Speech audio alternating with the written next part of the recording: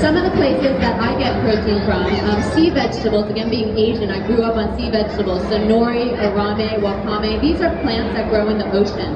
They're really high in chlorophyll, and chlorophyll is one of the highest weight, ounce per ounce. It has more protein than any other substance on the planet. Chlorophyll, the color green.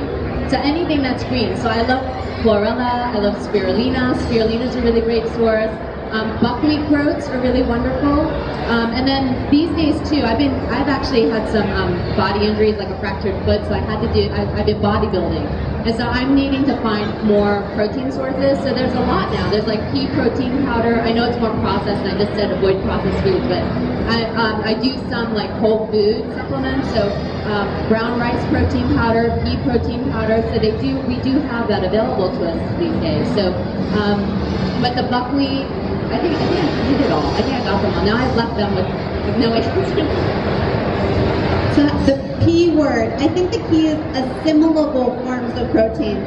So we see like a muscle on a chicken and you think I'm going to get protein from it. But if our kidneys are not able to process it, if our liver is having a hard time breaking it down, we're not actually assimilating that protein, especially with the cholesterol that's happening when you're cooking the fat and the free radicals that is happening in the olive oil.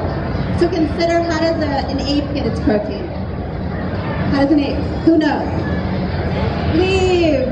How does the giraffe get its protein? Leaves. How does an elephant get its protein? Leaves. Occasional bugs. So I remember Julieanna, the owner of Raw.